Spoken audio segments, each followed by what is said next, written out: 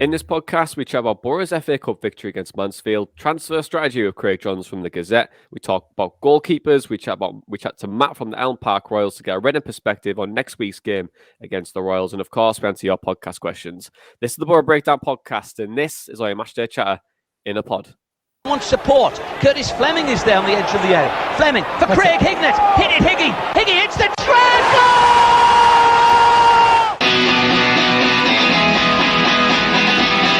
Avenelli coming alive again. Janino wants the ball played to him. Avenelli spots out Emerson!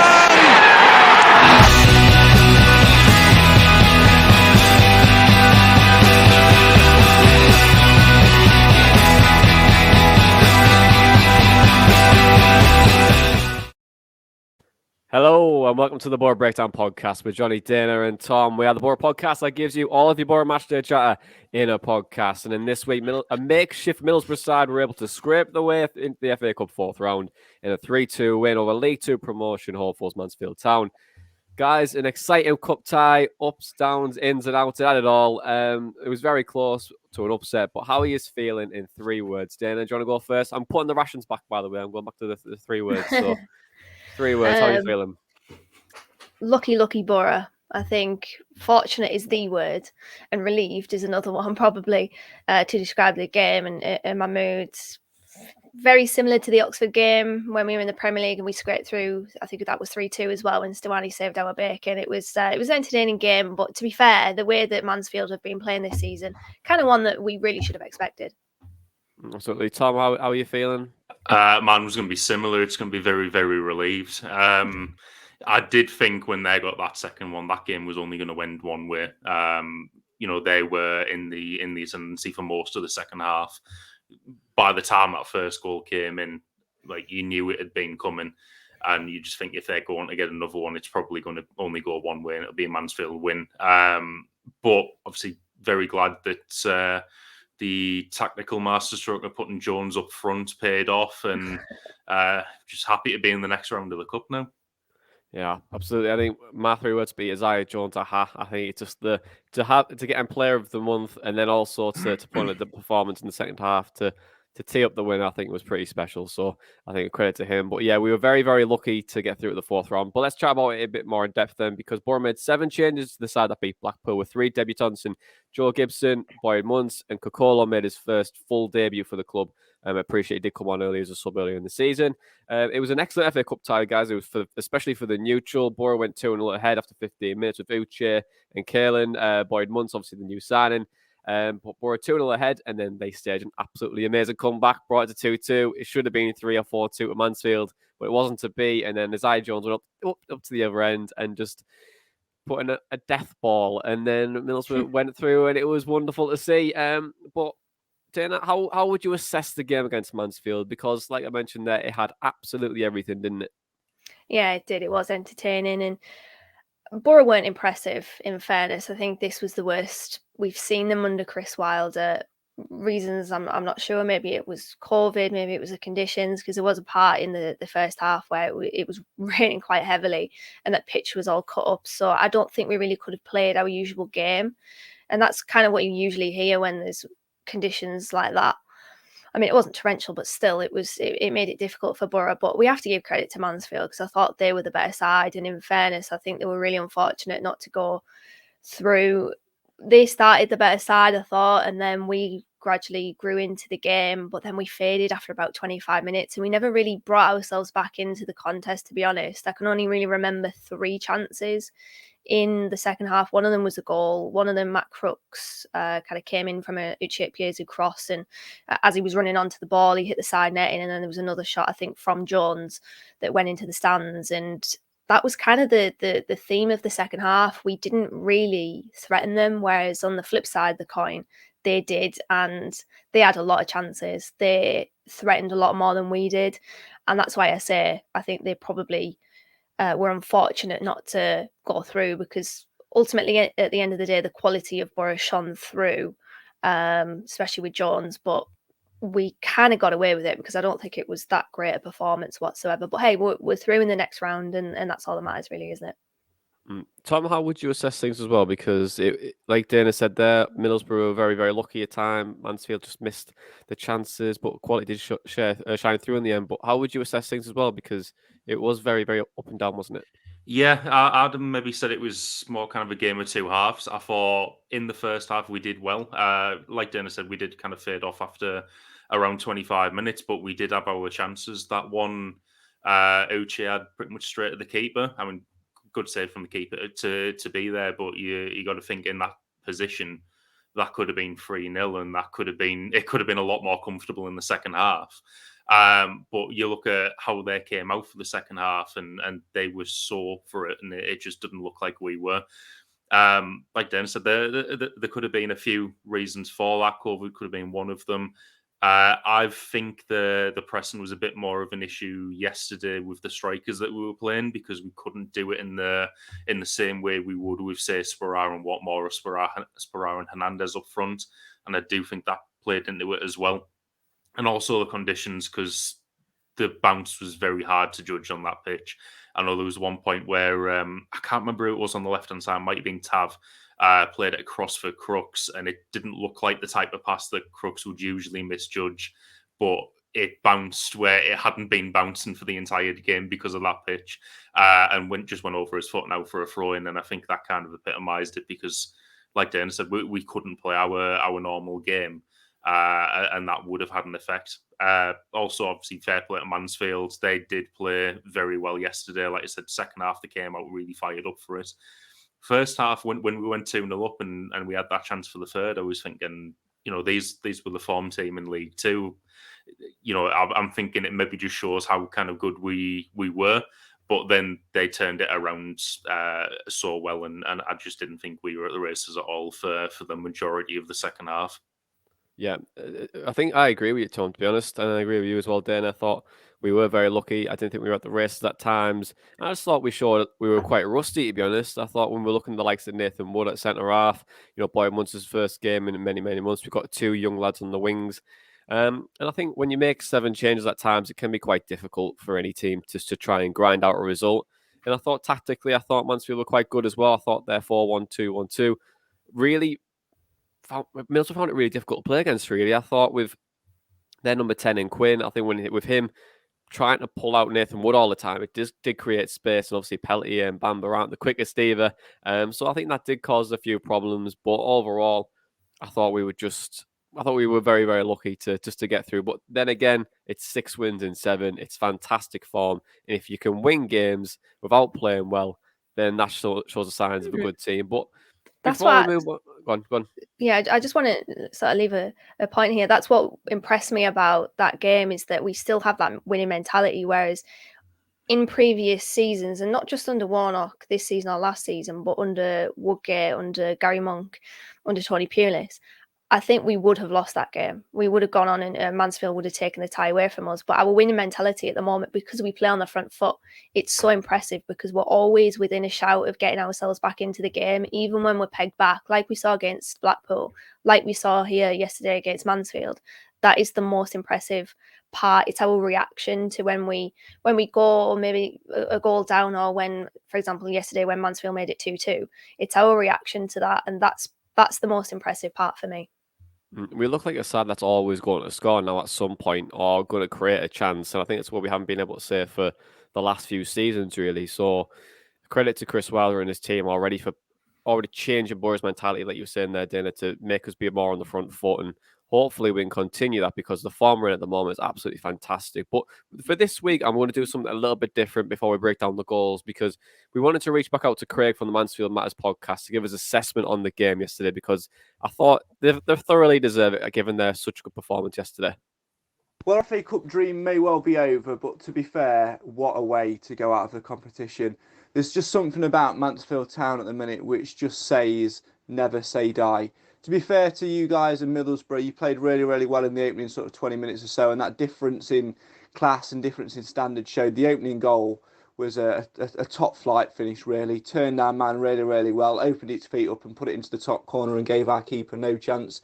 Second goal we can be a little bit more disappointed with in terms of defending, but we've been in that position before recently in games, and we've just got this never say die attitude. And from half an hour onwards, you could just sense that Mansfield were going to get a goal. And with being at home and with the fans the way they are, sort of cheering the boys on all the way through, you knew it was going to come. And when it did come, it'd just get really, really louder and really get that atmosphere going. When we got it back to 2-1, I was under no illusions at all that we'd get it back to 2-2, even though, you guys responded really, really well and perhaps could have had a third, but we sort of stood up and defended it well. We get it back to 2-2. Maybe a little bit of error from you guys, but we do well to get it back. And going into the last 5 minutes with the game looming towards extra time, you just think, this could be Mansfield's afternoon.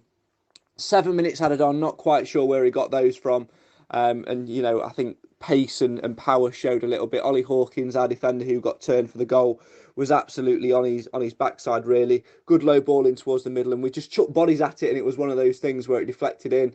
I think Danny Johnson's goal, which was ruled out for offside, was probably onside looking back at the replays, but didn't really matter in the context of things. I think had we managed to hang on and take it into extra time, I think we could be talking about a Mansfield win, given the fact we're at home and backed by over 7,000 fans. But a really, really good cup tie in the end. Not too disheartened to go out the way we did. Disappointing, of course, to exit the competition, but the way we played sort of gives Mansfield fans hope about the next season. I'm under no illusions either that Middlesbrough, if they get the right investment in the transfer window and get a good couple more players in, we'll probably be back in the Prem this time next year. So thanks for a great game, and thanks for having me on the podcast. Really, really enjoyed it, and good luck for the rest of the season. See, great little voice note from Craig there. And I want to thank Craig as well for his content this week, because he's helped us with Mansfield in a minute, and then also his audio piece. Then it was saying there, difference in class, never say die attitude, good cup tie, all in all. But Mansfield, just before we go on, I thought they were absolutely excellent yesterday. I think they're definitely in for a shout for the promotion as well. So hopefully, fingers crossed, they can actually do that. But again, when Craig was saying quality, I think we just got very, very, very, very lucky to get through. But all in all, I'm happy we're in the fourth round. But let's break down the goals then, because Tom Uche-Ikpeazu is someone who could potentially be leaving in the January window. But the absolute screamer yesterday shows what he can do. Definitely, didn't it? Yeah, it seems like a bit of a signature move of his, because we were all in about Tabby in the Championship Robin last year, but he does seem to have that thing, Uche, of kind of like holding the defender off, cutting in on his left and launching it into the top corner. I think it was his first game for us in the friendly, Bishop Auckland maybe, where he did the same thing, and he's tried it at other points of the season. It was a great goal. And like was just said a few weeks ago, really, he does bring something different to the team. Even if it's not kind of our usual pressing style for the forwards, he is a plan B. He's a big physical striker, and he can do stuff like that. And personally, I think he's a good striker to have around for what he can offer. See, would you look to get rid now after that absolute screamer, Tom? Just keep him for a couple more weeks. To be honest, I wouldn't have been looking to get rid anyway. But obviously, doing something like that, it only kind of helps him, really, probably in the eyes of Wilder. Absolutely. Let's talk about second goal then, because Caelan Boyd-Munster signed 24 hours previously, and then he's wheeled off in celebration 24 hours later. So absolutely great moment for him. But great work from Joe Gibson as well, wasn't it? Yeah, it was a brilliant goal, to be fair. I mean, Gibson, he's probably the player that excites me the most from the academy, because it's just the nature of the way that he plays. He's got that low centre of gravity, able to manipulate the ball away from defenders, very versatile, I think he could play down the left as well as the right, because I watched a couple of under-23s clips the other day and he was on the left. So he's versatile, and he's nippy, he's quick, he's clever, and he's pretty skillful as well. Not in the sense of, he has a bag of tricks, but he's skillful in the way that, as I said, he can manipulate the ball, and that assist, I think, epitomizes what he can offer. And it was brilliant for Boyd-Munster as well, coming into the team. And I mean, what a way. I think that the word to describe Boyd-Munster's Middlesbrough career so far in the short space of time is whirlwind, because for him to sign on Friday afternoon and then score on Saturday afternoon is absolutely brilliant for him. And I thought he was good. I thought his performance when Boro in the first half were controlling the game was really good. He looks good technically. He's got a good left foot on him. Scored with his right, so that helps as well. And I thought there was a lot of promise in him. Obviously, it was the first time we've seen him, first time he's played in a while, but hopefully he can be one of those signings that we kind of pick up from nowhere, and he can go on and be a good player for us. Do you think him coming in, Dana, in the way it was announced, do you think that we could see him potentially in the first team for the remainder of the season, or would you see him more in the under 23s? It's a difficult one, isn't it? Because I mean, he's come in and he's taken the number 50 shirt, and I feel like when it's our first number 50, by the way. Sean Wilson put that stat on Twitter, the best number 50 that is played for Middlesbrough Football Club. But it's one of those where I think Boro will ideally be looking for somebody that is a first teamer. I don't really see Boyd Muntz being a first teamer, although I can see him having first team minutes this season. But I feel like we will probably want the player that maybe a Riley McGree. I know we've been linked with him. He's been linked in the papers today, though Celtic apparently are also in for him. So yeah, I feel like Boyd Muntz is going to be in and around the first team, but I don't think he's going to be a regular starter for now. Obviously, he's a player with mid to long term in mind. Yeah, it's nice to see Middlesbrough moving that transfer strategy as well for the long term as well, and it could be interesting to see what we do with him. Tom, do you have any thoughts on Boyd Muntz? Do you think we might see him in the first team? I mean, possibly if needed. It might end up being like that kind of Julian Dessart signing from a few years ago, where he's not really getting a look in, but if we are struggling for centre midfielders, he will play. With him being a left-footed centre midfielder, obviously, I think if we have a bit of a crisis on that left-hand side, then he could fit in. But I reckon it'll be between the under-23s and kind of being on the bench for the time being.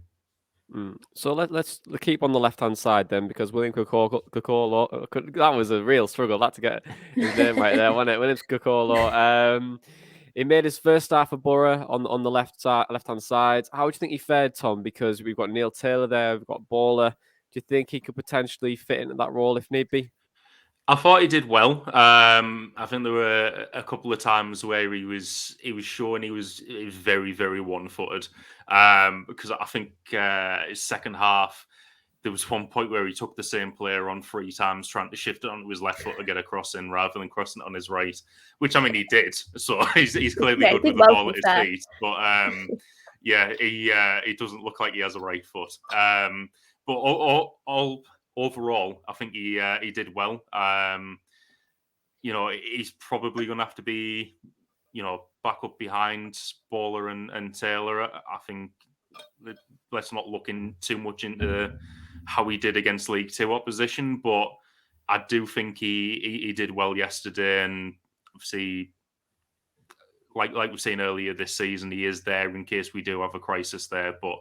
I think he's still got some improvements to go before he can kind of get beyond the likes of Bowler and Taylor. Do you think he needs a couple of loan spells to get himself up to speed? I don't think it could hurt. I think if he was playing consistently against that level of opposition, he'd only improve. I think he did well yesterday, considering he has only really played under 23 football, and then he's playing against a competitive League Two team. Did well against them. If he's playing at that level every week, he's only going to get better. So yeah, I'd be all for that if it came up. So let's keep talking about that second half then, because Mansfield yesterday, Dana, Middlesbrough didn't really look up to speed. We're talking about Kokolo there, and we're talking about a couple of players that seemed to be tiring after that first 25 minutes. Why do you think Boro weren't up to speed in that second half? Especially, obviously, you got COVID in there to play a part, but why do you think we weren't up to speed as much? I think there's a multitude of reasons, really. I think we've already mentioned the conditions. We've already touched on COVID. And I don't know how many training sessions the team have had since the little COVID outbreak that we had. I can't imagine it had been a week's worth. So it might be difficult for them. But also, it was a much changed team, wasn't it? And Tom has already talked about the press and how difficult it was for the strikers that we had, because when you've got the likes of Watmore and Sparrow, who are good in their movement on the ball and off the ball, in the attacking phases, defensively as well, they're good at cutting out those passing lanes as well. So, yeah, it was a bit difficult for us because it was a much changed side. And one of the major takeouts from Chris Wilder's time so far is that he's made minimal changes. The first change that he made was an enforced one because there was an injury in the defence. And that's really what we've seen, that if there's an injury in defence, he will change it. But if not, they will kind of keep the same team and have that consistency. So maybe it just means that, well, to be fair, I don't think we should look into it too much because as I said, the starting lineup was so different, and we won't go into the next league game with that team. So multitude of reasons really, but all in all, yeah, it was a struggle. I think we did tire, and as I said at the top, I think we faded in the first half, and we never really got back into it.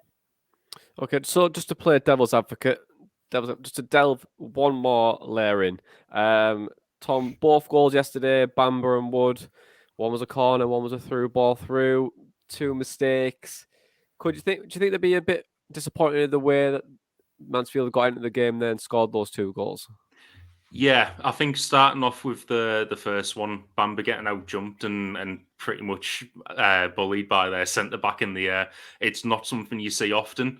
It is a worry though when you're seeing someone kind of a similar size or taller than Bamber being able to do that to him, especially with Reading as the next game and Andy Carroll being there. If Bamber keeps his place there, it would be a little bit concerning in the air. But he also needed to concentrate a little bit more for that corner. I don't think he had any clue where that guy was behind him, and that ended up being the reason why he couldn't compete in the air for that header. For the second goal, I do think Wood could have done better there. I think there was a mistake he made earlier on. I don't think it ended up in a offside goal, but it was definitely a chance where he was in front of the man and then kind of swung round to kind of approach it from the side and clear it out. And it ended up with the striker running through, and he just kind of moved out the way for him. And it's not the first time I've seen Wood do that. So I think Wood just needs...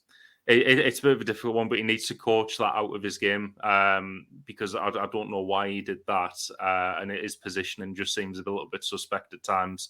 I think based on that, I wouldn't kind of be too confident if he was playing in the Championship at the moment. Obviously, I think he's been brought back from Hibs with that being, a long-term goal. But I do think Wilder has to do some work with him. Wilder and the coaching staff, need to do some work for him to coach that part of his game and improve it and make him a better all-round player because he did make quite a few mistakes yesterday. Yeah, his time at Hibs wasn't particularly great, was it? He only really had one appearance for them under Jack Ross. And do you think that he needs more time away then, Tom, to try and develop his game even further? So I appreciate you said there, Wilder and the coaching staff can coach stuff out of him, but also game time as well, because I felt like his mistakes yesterday were probably just due to Ross of not playing. Yeah, I mean, I think he's probably going to have to be in the under-23s, right? Because I don't think he can play for another club this season. Or is it one more club he might be able to play for? No, I don't think he can play for another one. Yeah, so it'd have to be under-23s. And, I think when he's been brought through, there has been like a lot of hype about him. And he clearly does have physical attributes which would allow him to become a very good centre-back. It's just... he needs to work on the mental side of things, and you would think being in and around the team, playing under 23s football regularly, and having that type of mental attributes coached into him for the rest of the season could only help him from that point, and then hopefully a loan move or playing regularly for us next season if he has improved a lot. But I feel like because of the hype he's came in with, there has been quite a bit of pressure on him to perform, and he's done well at times. I remember in the Brentford game, I thought his passing from the back was very good. And then there's other parts of it, like the positioning and mental side of things, which haven't been. So, obviously, I think in terms of pressure, we probably need to lay off a little bit there and just kind of let Wilder work with him for the rest of the season and hopefully kind of fit him into the system and grow as a player, really. Oh, absolutely. I think you're absolutely spot on there. Tom was saying letting the air out and just letting the coaching staff deal with that, because a few weeks or months or even a year down the line, we could have a really, really good centre back there. I think he has all the potential in the world, Nathan Wood. I just think it could be a case of needing game time. Is there anything else that you want to add, Dana, before we move into the praise and place? No, I just echo his thoughts on Nathan Wood there. I think because he broke in as a 16-year-old, obviously Boro's youngest ever player, it's easy to forget that he's still only really young. I think he's 19. I think Nathan Wood is probably 2 or 3 years away from being a regular for us. And it just looks like, I mean, I agree with what you said, Johnny. He looked rusty. He looked slow and sluggish off the mark. He did only play one game for Hibs, and it was such a shame that loan spell didn't bear fruit for him, because I think he really needs a loan move. So for me, I know he can't play for another team because he's already played for 2 this season, Boro and Hibs, but he needs a loan move as soon as we can do that, really. Okay, then. So let's move into praise and place then, because I felt like I've drilled so much into those games to try and get your opinions. But let's move to praise and place. Chris Wilder winning manager of the month this week, with Isaiah Jones winning player of the month, the first time I think since Karanga and Clayton, I believe. That's right, yeah. But who would you like to praise this week, Dana? Who do you want to go first? You can go first. But I feel Or is like there a few? Yeah, I feel like every week it's just going to be Jones, isn't it, really? I think that we should name the praising place the Isaiah Jones praising place, because it just seems to be him a lot. I mean, he came on and he made an impact. But also, I thought Johnny Howson was good. When we started the game, when we got into the game after Mansfield's good start, his pressing was really good. He did play that pass through to Jones that led to the goal. So I think Howson was good, Jones was good. But then it was mixed. You know what? I'm gonna praise Uche a bit, I think, because his work was. I mean, he worked incredibly hard. I think you can tell that in terms of the Chris Wilder way, he doesn't perfectly suit that. It's not like really natural to him. The kind of work off the ball. I mean, he's a hard worker, isn't he, Uche? And his strength is unbelievable. Really, the goal that he scored was fantastic and really harnesses what he is good at. So I would give praise to Uche. He did fade, as pretty much the whole team did. But yeah, 3 players there that I think parts of their game I really enjoyed. Okay, so Uche, Jones, and Howson. Tom, who are you going to go for? Yeah, I think obviously Jones is the obvious one, and it's every week now. But I thought, the delivery for that own goal at the end, it does seem to be something he's worked on quite a bit, because we've scored a fair few goals in the last few games from him kind of drilling a low ball across the face of goal, and it reminds me of when Traore finally got end product under Pulis, and then finally started being a bit more sensible. I mean, not to say that Jones wasn't anyway, but I don't think his delivery was that good in the earliest parts of the season, and I think that's just been such an improvement now, and it's becoming such an important thing for us. Obviously we're probably going to need to balance that on the left side so we don't get found out, but I think it's such an improvement from Jones, and then Uche. He, like I said earlier, he's not a player I'd like to see sold, and he is a player I always kind of enjoy watching. I thought he battled really well yesterday. I thought there was some unfair decisions given against him, from him being pretty much dragged down and the referee giving him the other way. But he's got such a good attitude every time he plays. He's always fighting for it, and I think we said this early in the season. Such a change from the likes of Britt and Fletcher for the last couple of years, where they haven't put that same level of effort in. So, praise him, and also Lee Peltier as well. At the start of the season, when we signed him, he's not a player I expected to be playing a lot. But I mean, he has done, and every time he's came into the team, I think he's looked really solid. And there was one point yesterday where he just flew into a 50-50 and absolutely launched the ball. And I was like, yes, that is proper football. That well done, Peltier. So that alone put him in the praise and place for me.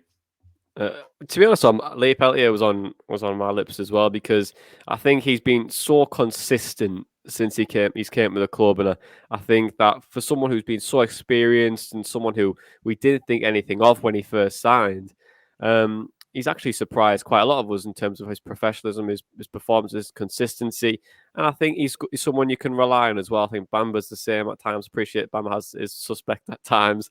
And his social media team think we're playing in the Premier League. But the moral of the story is that Bamba is being very, very consistent as well. Appreciates that loose cannon side, but very, very good. Peltier very good as well. And I think it's only right that we put Chris Wilder in the praise and place as well, because for him to come in and for us to be so good in such a short space of time, for him to win Manager of the Month is absolutely superb. Obviously, when I found out and then told you guys before I was announced, it was like, oh no, we're going to be absolutely cursed here. And obviously, I thought Jones would be cursed as well yesterday, but to get an assist as well, I think it's been absolutely superb. 6 wins in 7, absolutely brilliant. Can't remember the last time Boro been in such good form, and it's been a very, very good start to Chris Wilder's reign. And I think it'll probably continue given how well we've started. But like I mentioned there, guys, what's your thoughts on the improvement? Because, like I said, 6 wins in 7, it's unheard of at Middlesbrough Football Club, isn't it, Dana? Yeah, it shows just how good a manager Chris Wilder is, though, because what I've heard of him is that he doesn't have to have the best team in the world or the best selection of players, but he can elevate the players that he has to a level where they are much better and much superior to what they used to be. And I was kind of thinking, there's no real player that I think can kind of push us up to the top 6. It's all down to Chris Wilder, because we could have a player that is, let's be honest, bang average, and he can make them very good. So he has been absolutely fantastic. The change around in such a short space of time, as you said, has been so impressive and is the sign of a very good manager. And we are so blessed to have him in charge, because he is, as I've mentioned before, one of, if not the best championship manager out there, and he's at Middlesbrough Football Club. So that's a reason to be happy and to be really excited about the season to come. Mind you, that Manager of the Month award, it's going to be called a curse, isn't it? Because at some point our form is going to kind of dip, as all good runs come to an end. But we are playing such good football that it's just so easy to feel really enthused by what we're serving up right now. Absolutely. Tom, is there anything else to add about Chris Wilder's reign? I think it's just so impressive what he's done. I mean, you've got to love a new manager bounce, but it never happens to us. Like, even in our more successful period in recent history, it did take about 5 or 6 games before we actually started scoring. So, I mean, especially after the first 2 games of Wilder's reign as well, was it Millwall and then that loss against Preston? You thought maybe this is going to take a little bit longer to implement and get into place, but we went on such a good run since then. And like we've said quite a lot over the last couple of weeks, there's not really, on the form we're on and how we're playing, there's not really another team in the Championship we're fearing at the moment. And, you know, comparing that to where we were in September and October, like, you'd been looking at the likes of Swansea and Bournemouth and thinking, right, we're going to get absolutely battered at home here, and it's not going to be a fun Saturday at all. But you go into those games now, and it's full of confidence. So yeah, can only be really impressed with what he's managed to do in such a short space of time. Yeah, well, it'd be interesting to see what we do to add to that. And appreciate this week we signed Connolly, Boyd Munce, Villar and Balogun is good, potentially going to be coming in this week. But to get a bit more of a flavour of transfers and Boro's transfer policy in this month and beyond, we asked Gazette reporter Craig Johns about the change in Boro's recruitment policy. I actually asked Chris Wilder this after the Mansfield game, given Boyd Munce had obviously only signed yesterday, came straight into the side and had a rather impressive debut, I think, all things considered, and of course made an immediate impact with the goal too. So I did ask Wilder after the game whether we could expect any more signings of this kind. Boyd Munce, it's fair to say, is one with the future in mind, long-term vision. He's a player they've identified at 21-year-old who, if you like, you know, could be a hidden gem. They won't have spent too much in purchasing him from Birmingham, and they will hope that if all goes to plan, his value, his market value will skyrocket. And in terms of that kind of hidden gem, untapped potential type of player that we do know Boro are now kind of looking for as part of the transfer strategy, I did ask Wilder if we could expect more of those kind of signings in the January transfer window, but rather interestingly, Wilder said the priority remains the kind of more short. He said short term, but I think what he means is the kind of more immediate impact type signings. So more in the style of Aaron Connolly. We do know that they are in talks with numerous Premier League clubs over loans. They will be looking at permanent where possible too. But players who are, capable and ready of stepping straight into the first team squad. Wilder has made clear he wants to, rebalance this Boro squad. He wants to add strength to it, and he's quite clear in his mind, as to how he strengthens. So in terms of Boro's kind of policy or strategy for the rest of the January transfer window, it was quite clear that those kind of more immediate impact deals are the priority. And indeed, Folarin Balogun looks like he is going to join on loan from Arsenal, which will make the striker options look a damn sight better than what they were before the window, which is really positive, I think, in that term. I know they are both loan deals, but very early in the window, Boro have struck two very good, promising young strikers on loan from Premier League clubs. So essentially, Kieran Scott and the recruitment team will be, without doubt, identifying numerous players across the globe as well, not just in England, very much in similar vein to Boyd Munch, this kind of untapped potential, hidden gem type player. And indeed, when Scott was first arriving at Middlesbrough, one of the big things that I was told, kind of attracted Middlesbrough to him was his, world kind of knowledge of players. By all accounts, Kieran Scott has really, really thorough detail on players in, for example, the Belgium top tier, but also the Scottish third tier. He's got such a broad kind of knowledge and, kind of detail on so many players the world over, and that was one of the big things that attracted Boro to bringing Scott to the club. And in terms of where might they look, we've mentioned that Balogun is looking likely to come in. That means two strikers in this window, and that makes up front looking quite healthy, I would say now. Where else might the target? It's a difficult one.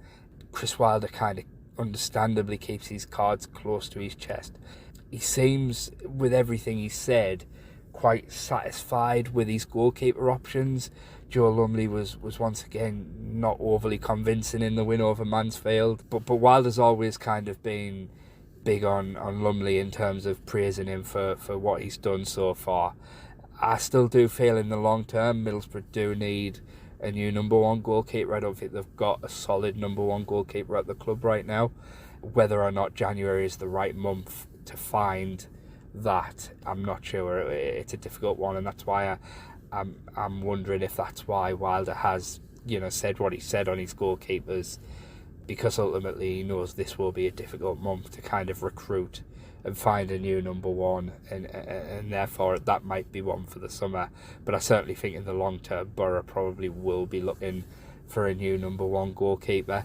In terms of this month, I still feel, again, despite what he said in terms of why they weren't recalling Jed Spence from his loan spell at Nottingham Forest, I do still feel that they could do with your backup for Isaiah Jones. Central midfield was somewhere they might potentially look to strengthen this window, particularly as James Leah-Saliki is obviously away at the Africa Cup of Nations, probably won't be back until early February. Now they've brought in Boyd Munce, of course, so I do wonder, he is only 21, he's a young boy, and I asked Wilder about kind of his first team prospects, and he was honest in saying that he is a young boy. He's got a lot of development to do, and he's one more for the future.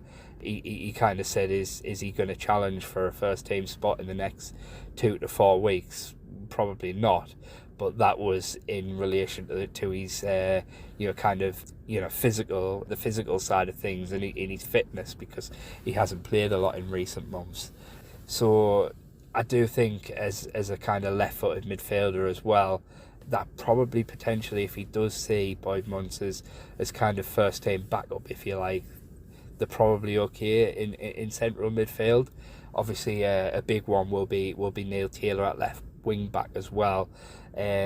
All sounds well in terms of Taylor signing a contract extension, but that is, of course, to me, of vital importance, because of course we know Mark Bowler is going to be out until March. So they need to get Taylor signed up to a new deal, and if for whatever reason that doesn't come off, then of course they will absolutely need to sign a new left wing back. But as I say, all sounds well on that front, and I don't think there's any expectation that Taylor won't sign that new deal, despite some reports of interest from elsewhere. So yeah, in terms of where Boro could also look in the rest of the January window, I think they'd probably be looking at a goalkeeper, but I'd be surprised if they can find one where the financial terms will be right for them this month. Right wing back cover, potentially a centre back, potentially a central midfielder, but again of less priority because of the Boyd Muntz signing. That would be my kind of feeling based on how the squad currently looks. Okay, so thanks for that, Craig. Goalkeeper, it was a big one that we're going to probably review in a short while. But guys, are you happy with the way Middlesbrough are looking to bring players in now, especially with a future in mind? Yeah, for sure. And a point that I was thinking about this week is when we look back on the January last season, yes, we brought in players that were on paper an improvement on the ones that we already had, but there were players that didn't fit the system that we were playing. I remember we went into that month, playing really well in a 3-5-2, and that was the formation that was our more successful one in that first half of the campaign. We brought in wingers where it just didn't really complement that wing-back system. And of course, you're going to play Cabano and Balassi, aren't you? You bring them in on loan. There's no way they're going to come in and just sit on the bench. So that was probably a reason, looking back, as to why we did fall off after last January, because we just didn't have the right options. Whereas this season and this month, it seems as though we are bringing in players that fit the way that Chris Wilder is setting up his team already, and it's just complementing what we're already doing, but improving it. Because you see, and Tom spoke about it, we've spoken about it on this podcast, about we are reliant on that right-hand side. I still think overall it's decently balanced, but I think that's only really because we are winning at the moment. As soon as we start to lose a couple of games, it'll probably spotlight that left-hand side a little bit more.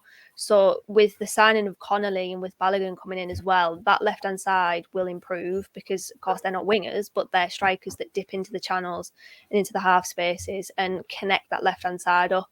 So the business that we are doing so far, it's balancing out and we spoke about this a lot, and I don't know whether I'm honing in too much on it, but the only reason I am is because Chris Wilder did mention it in one of his first press conferences. It's having the left footers on the left and right footers on the right. That balance is really good to see us target players like that. And we are, all in all, by all accounts, and the signings and the players that we have been linked with so far, we are just complementing and adding more meat to the bones of what we've already got. Whereas, like I said, last January it was completely different. We kind of tore up a winning formula. What's your thoughts on Balogun then, signing Dana? Because what do you think he brings to the team tactically? You were saying there on like the half spaces, getting in behind. Do you think it's going to be something similar to what we see with like the likes of Watmore trying to get in, behind? Yeah, I mean, I've read a few scouting reports on Balogun. The caveat is that he hasn't really played too much senior football. A lot of the successes that he has had in his short career so far have been in the under-23s for Arsenal. But there is a scout report from One Goal, that I'm reading here. And it says that he's a do-it-all striker with very little weaknesses in his game. I'll just read it out now. He says he's extremely comfortable with both feet. Sorry, random YouTube videos playing. He's comfortable with both feet, demonstrates blistering place to get in behind centre-backs when making runs. Confident playing with his back to goal, and his ability to find pockets of space to exploit the other team's backline is one of his best attributes. So what I take from that, both footed, so he doesn't really have a weak foot, which is brilliant. obviously versatile. Hopefully that can kind of elevate his finishing as well. We've seen from stats that he is a fantastic goal scorer. Whether he can replicate that at senior level remains to be seen. But by all accounts, his skill set really suits this team, exploiting the spaces, picking up the pockets of space, which is what we've seen with Watmore and Sparrow. Their off the ball movement is good to be able to see where in between the lines that they can drop to receive the ball, and pace, quick off the mark, good with his back to goal, as that scouting report says. It seems as though all around his skill set is very good. It's just whether or not we can see that. And I do have faith, because this isn't just a player that we've kind of picked out from nowhere. I trust the recruitment team. And also there is big things expected of Balogun. Being a Premier League team, hopefully we can see that bear fruit in the Championship. Absolutely. Tom, what's your thoughts on the transfer of him coming in? Dana seems to be really impressed with what Middlesbrough are doing. How do you see him fitting in as well? I think he's going to just be on that left-hand side of the two strikers, with either Sparrow Connolly or Watmore on the other side. As Dana said, he doesn't really have a weak foot, but I think he is predominantly left-footed. And from the brief kind of cameo that I saw of him the other week when it was Arsenal versus Sunderland, obviously in that game he was kind of overshadowed by Nketiah on the other side, but he did look very comfortable when he had the ball at his feet. And very comfortable with dribbling. So I'm looking forward to seeing that, and him getting in behind on the left-hand side. I think it's going to open up a few more angles for kind of shots across the face of goal at the moment, where, you know, with who we've got up front at the moment, you'd have like Hernandez or Sparrow trying to pull it onto their right foot to hit that at goal. It's going to be nice to have a striker up there who's comfortable with both feet and comfortable in any position to get a shot off. You know, I think a kind of recent example of that we've had left-footed striker would have been Patrick Bamford, and you know, look at the success he had as our loan sign in the Championship. So hopefully, you know, with the big things expected from Balogun as well, hopefully it might be a bit of a similar impact. Are you slightly concerned with his lack of game time, Tom? No, not particularly. Obviously, he's got to start getting that game time somewhere. If he was playing consistently for Arsenal, we wouldn't be signing him. And you know, it's going to be something that we have looked into quite a lot. He's got tremendous success for all of Arsenal's youth teams that he's played in. There's big things expected of him. It's just going to be good to see him kind of transfer that into competitive Championship level, and hopefully he's going to perform well.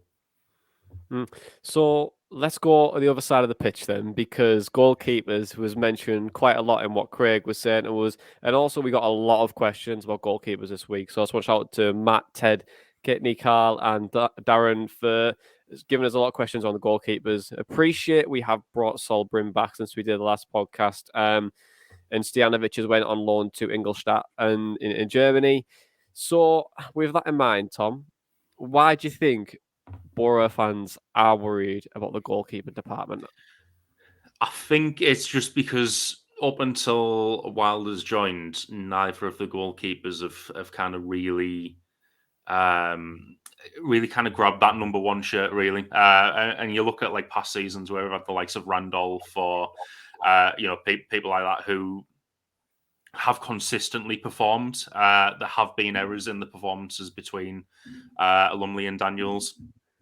I think since Wilder came in, I don't think Lumley's done that bad. I will kind of defend him a little bit there, because you know he's got clean sheets. We spoke about it a couple of weeks ago. We seem to be limiting people to low quality chances outside the box, and you know when called upon, he has done well. Fair enough, it was a bit of a shaky game yesterday, and to be honest, I would put that a lot down to the conditions. I think knowing firsthand playing goalkeeper in conditions like that, it is a nightmare. That goal that got ruled offside, where it slipped out from his hands, that's happened to me before. 5-a-side, 11-a-side, 7-a-side. It's a nightmare to play in those types of conditions. You'd obviously expect a little bit more consistency from a Championship goalkeeper than amateur level football or whatever. But I can't kind of criticize him too much for that. But obviously, we as fans remember what Lumley and Daniels were like before Wilder. So if you're seeing something like that in the game yesterday, or some shaky performances, then it's going to kind of cash your man back and just think kind of he's not coached out of it, or the confidence was up for a little bit, but he's maybe going back to what he was doing before, and that's probably causing a little bit of the uneasiness with the fans being worried about the goalkeeping department. He dives to the left, he dives to the right. Tom Green, he'll serve him all night. Depends what type of form I'm on, mate. Yeah, it does, doesn't it? It does. But hey, when you're on top form, Tom, you're like a brick wall. But what do you think a change of goalkeeper could potentially bring to a side then? Because like you mentioned there, Randolph, I remember Shea Given's time at the club was very, very good under Karanga, and when we had Dimmy in goal as well, it seemed to have that steadiness and calmness to the side. But what else do you think it can bring? It's kind of like a new manager bounce at times, isn't it? I think you mentioned there Shea Given, when he came in for Jason Steele, there was such a change in confidence. I mean, fair enough, that coincided with Karanka taking over and kind of restructuring what we were doing tactically and stuff. But the defense did look a lot more comfortable during that time, and I think it's it's fair to say towards the end of that season, it didn't start off great for Demi. There was that game where I think it was QPR at the Riverside where the ball hit the bottle top and went over his foot and went in. Like, and people were kind of like questioning him a little bit at that point, but he did improve. And like we said before, it was very similar, and probably one of the only similarities between the Karanka side and this one is that we were limiting teams a lot to low quality chances. And when you're doing that, you're more needing a kind of shot stopper, which I think Lumley is, and I think Dimmy did really well with at that point as well. So when you're changing a goalkeeper, it can potentially improve a side like we saw under Given, under Randolph, Dimmy at the start of the next season, kind of after that.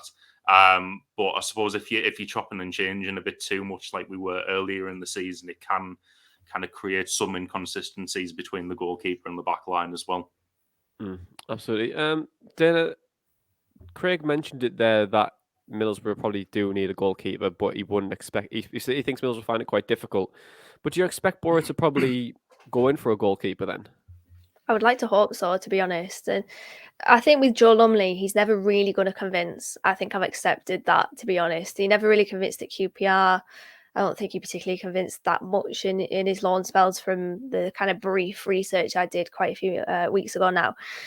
So I just feel like he's probably one of those goalkeepers that is never really going to have the full backing, really. There's always going to be a niggling doubt at the back of people's minds of, can Joe Lumley, is he going to spill this? Is he going to save this? What's he going to do here? There's question. I think there's always going to be question marks over him, to be honest. And if Boro are serious about wanting to get promoted, I do think we need to improve that number one position, because I just don't think Lumley's really good enough or reliable enough, should I say, for a top 6 team, which is obviously what we're trying to be at the moment. So, yeah, I do agree with Craig. I don't expect Boro to get another goalkeeper in this month, because surely the goalkeeper that we ideally want would be a number one for another team. I can't imagine us wanting a kind of second fiddle goalkeeper to bring them in. It just kind of means that we might have 3 second fiddle goalkeepers and then a youngster in Sol Bryn. So I can see why Craig is saying that. I think the summer is definitely where we'll look for a number one. Well, it's all well and good us saying that we should go for a goalkeeper and trying to, we need to improve it. So with that in mind, then, who should we realistically be looking at to get in? Because I've asked you to do a little bit of homework this week on that. So is there any keepers in mind that we should be looking at? Dana, do you want to go first on this one? Yeah, there's a goalkeeper that I earmarked maybe last season when he was on loan at Accrington Stanley that was top of the sort of save percentage charts, and then he got a season-ending injury. Currently contracted to Chelsea, but he's on loan in the Championship at Hull, and it's Nathan Baxter. He is currently on 85.3 save percentage. The caveat of that is that he's only played 8 games, but given the fact that, or the previous knowledge of his save percentage at Accrington, and I think it was more games than that 8, I reckon that if he was to continue the way that he's playing at the moment, he would probably be up there in terms of save percentage. And Hull, I mean, when we played them, obviously they beat us, but there was a lot of question marks over Grant McCann's future, and there was a lot of toxicity, I guess, behind the scenes or in the stands, because fans wanted the owners out and they wanted the manager out as well. So their form was very sour. And then Nathan Baxter comes into the team, and really their upturn in form coincided with him coming into the team for Matt Ingram. So for me, he's a fantastic goalkeeper. He's very highly rated at Chelsea. The Hull fans love him. Good distribution, good shot stopper, good command in his area, and his save percentage so far this season and at Accrington says it all. So I think him, probably my number one target. I kind of wanted Boro to potentially go in for him when he was at Accrington. He said that he's open to a move to Hull on a permanent deal, so that I guess is a signal for other Championship teams that he could be available in the summer on a permanent deal. But there's also another keeper that's at Chelsea that's on loan, and it's Jamie Cumming in League One. He's playing for Gillingham. In terms of save percentage as well, and the reason I'm looking at save percentage is because I think clean sheets are, much like assists, kind of a bit of a skewed metric, because clean sheets could be just as much for defenders as goalkeepers. So save percentage at 74.6, which is the fourth best in League One. So he's another one that we could potentially look at. The only thing with him, I think his distribution is very much kick it and hoof it under Steve Evans at Gillingham. But there's another two goalkeepers as well that I just want to mention. Luke Southwood comes up very well in terms of save percentage in the Championship, and there's also Marco Hiller from my German side, 1860 Munich, that I think could, to be honest, I think is a Championship quality goalkeeper. So there's four keepers there I'm just going to reel off. Hey, that's not bad four. That's not bad four at all. I mean, well, Tom, what do you have? Because we'll keep adding to this list, because there's four good signings there. The Middlesbrough signed four goalkeepers. I mean, when I was looking into it, I was looking into a kind of British-based goalkeepers predominantly, just keeping the work permit rules in mind. I didn't quite have time to kind of dig into the like South American leagues or anything, like trying to pull the same type of thing we were with Piero. But obviously a name that was on my list at the start of the season, and I just love him as a goalkeeper, really, so I'll keep suggesting him, Bialkowski from Millwall. We should have went for him when his contract was expiring, but he has re-signed a contract extension since then to expire next June. Issue is he's 34, so it might only be a 2 or 3 year fix. You won't stop until we sign him. It'll be he will be 50 years old, and we will sign him and we'll finally be happy. But I think we saw when we played Millwall at Riverside, he is a great shot stopper. Would suit how we limit close range chances. Got a lot of height on him. The only issue kind of there is the distribution from him kind of isn't great. It's kind of what Dana just said there. It's very much kind of kick it and hoof it. So it would have to be something different kind of coached into him there. When I was looking at the save percentage charts, Nathan Baxter's name was one that came up. Dana's already covered that. And then the other name I have on the list was actually from Scotland. So Liam Kelly from Motherwell, good shot stopper, good distribution. There's already been things written about him potentially going to Celtic or Rangers one day, and you look at who else is kind of above him in the save percentage chart in the Scottish League. It's only really McGregor, Hart, and Craig Gordon, who I didn't realise was still playing. He must be 50 now, surely. Yeah, he has to be. But, they're all very, very experienced goalkeepers, so you'd expect them to be doing well in the Scottish League anyway. But, the Motherwell fans love Liam Kelly. The only kind of issue for me on my mind looking into kind of his past spells is the fact that he went to QPR and lost his place to Dieng, as did Joe Lumley. So it's like, right, is he that much different? But from some of the video that I've watched of him, his distribution's absolutely quality.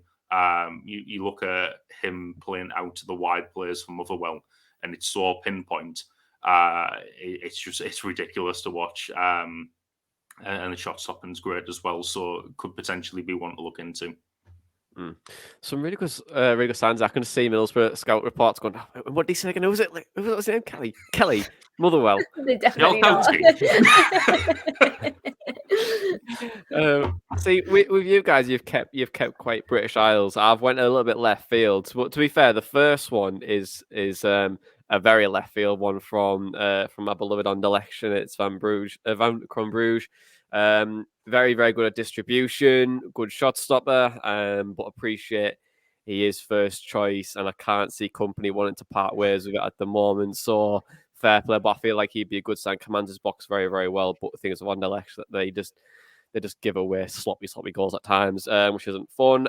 But the other two, or three, I could say, is I went with one was Tom Heaton at Manchester United for like to the end of the season loan deal. Just someone experienced, good distribution, cheap on wages. Thought it might sort of get over the line. I thought it might be quite a good signing for us to command his box.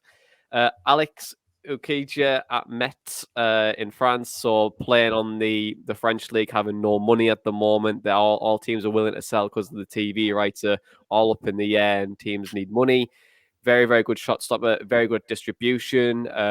So I thought, you never know, 33-year-old Algerian international could be a route for us as well. And then I went with got a Larson here at Stade Brest. I just thought 24-year-old, second choice at the moment.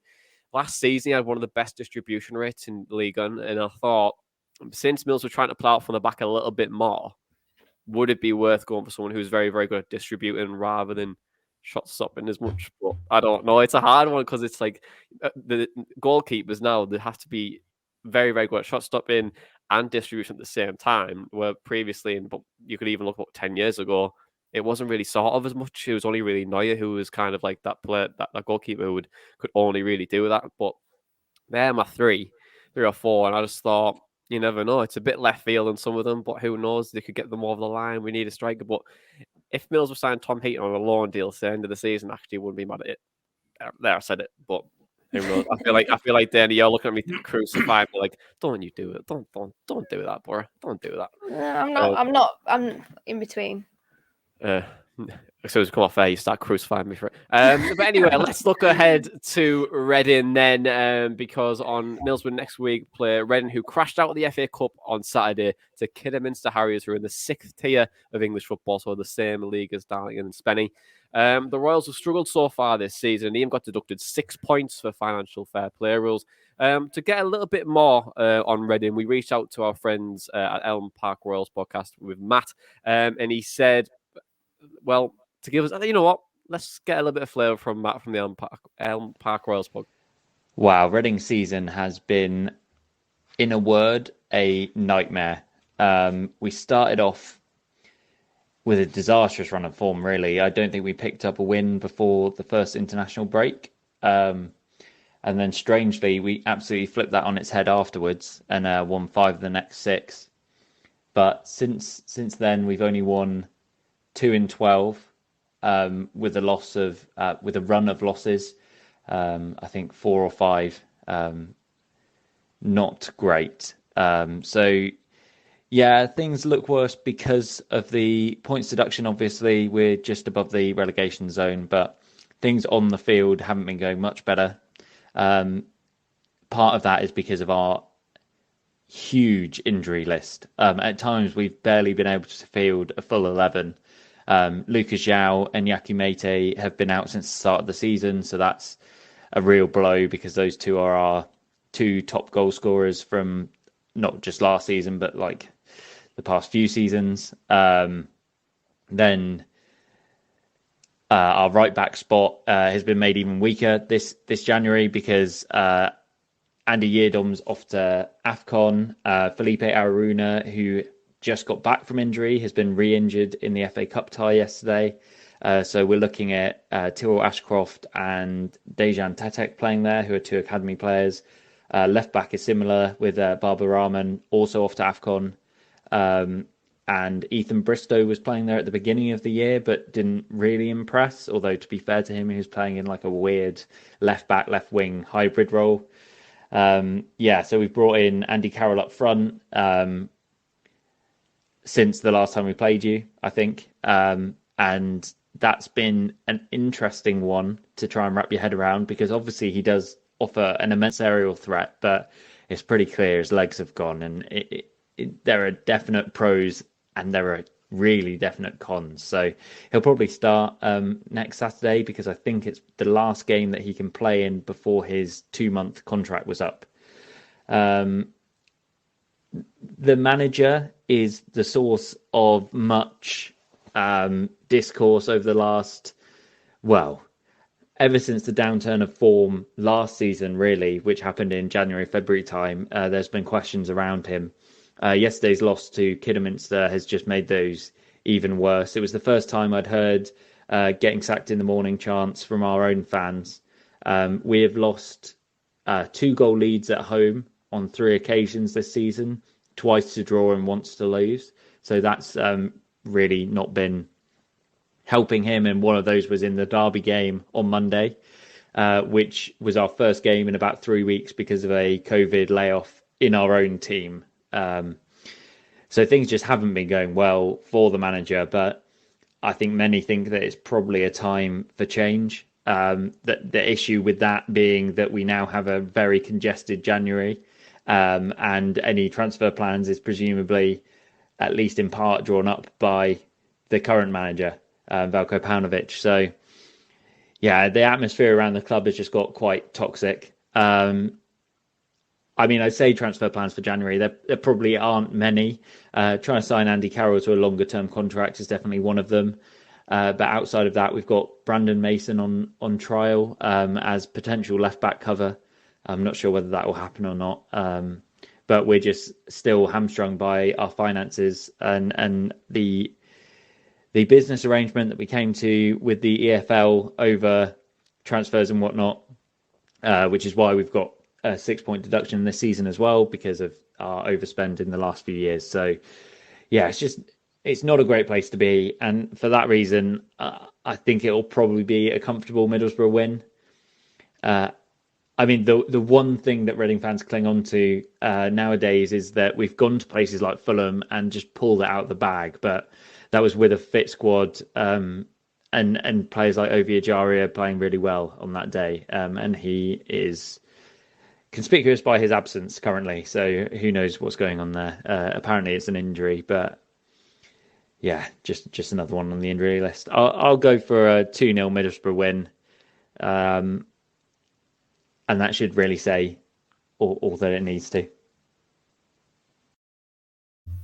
So, Matt, not very confident at all. A lot of injuries, and everything seems to be falling apart for Reading at the moment. I just want to thank Matt as well for his voice note there. We do appreciate it. But guys, are you surprised with Reading this season at all? Because last year, they were fighting for that playoff spot, and just seems to have gone all apart for them, hasn't it, Tom?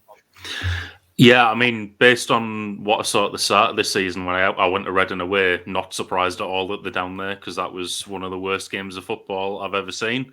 From who? I mean, both. We made them look good somehow, and they weren't even that good, and we were absolutely atrocious. So, yeah, not surprised they're down there at the moment. A little bit more surprised when you look at last season, but with the injuries they've had and stuff this season, and kind of not being able to sign many people, and really not surprised at the decline at all. Okay, and Dana, how are you feeling about it as well? Because they are falling apart, they're out of form. Could typical Boro come back again, the Horners? It could do. And to be fair, I've been thinking about this game and thinking about a draw, 1-1. So I feel like they can pull the result out. And if we are going to drop points, I feel like it's just going to be against these, isn't it? It's absolutely ravaged by injuries, points deduction, toxicity, fans wanting the manager out. Yeah, I'm a little bit worried about this one. I'm not going to lie. Nailed on 1-0 Andy Carroll, isn't it? Yeah. Oh, yeah. Definitely. Oh, absolutely. With that in mind, then, what are your predictions? Because Matt said 2-0 Middlesbrough win. Are you guys feeling confident or not? Go on, Denny, and go first. I'm just going to go 1-1. I'm going to stick with 1-1. the prediction that I've just mentioned there. Yeah, 1-1. Okay, so I double checked the chat, so in case you changed your mind. Tom, What you want to go for? You know, I'm going to go reverse of the away fixture. I'm going to go 1-0 Boro. Okay, 1-0 Boro. I'm going to go with... I think we'll win easy. Now I've said that, touch words, it happens. I think we'll win 3. I think... I'll touch my head. I think we'll win 3-0. I think we'll win 3-0. Just feel confident. I think we're riding the wave at the moment. I think we look really, really good. And if the players come back fit and have a few more training sessions, and obviously if COVID's not too much of a problem for us, I think we could put in a really good shift and hopefully get 3 points and continue this great run. You're both looking at me like I've lost my absolute marbles. You got to factor in the Manager and Player of the Month award, which is no doubt going to be a curse. I'd be happy with 1-1, to be honest. No, I think Sir Don Goodman has done it on purpose for us to break the curse. Trying to derail us, Don. We know your game.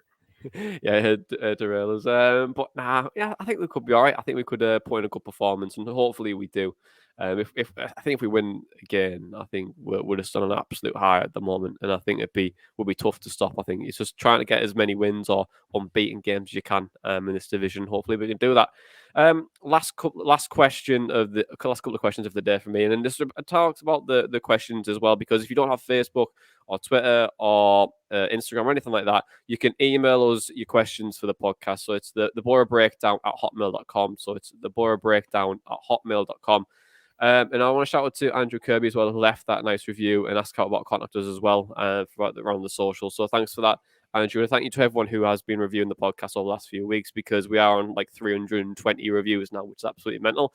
But as one or two questions to end the day, and one of them's for you, Tom. It's from Luke. He says, "What's your number, and are you free next Tuesday?"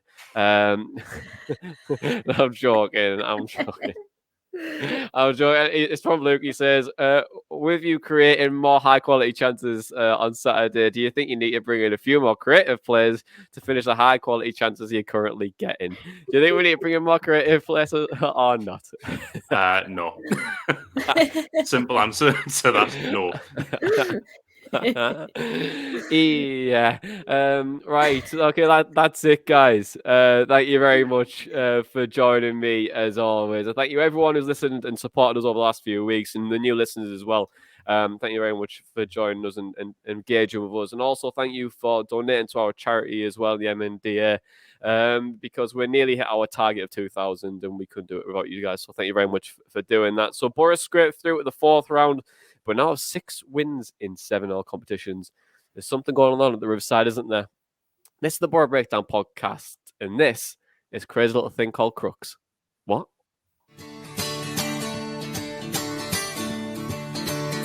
His name is Matt Crooks, and they just can't handle him. His name is Matt Crooks.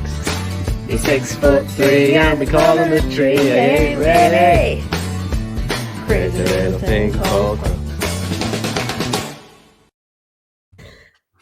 And that was all your match day chatter in a pod.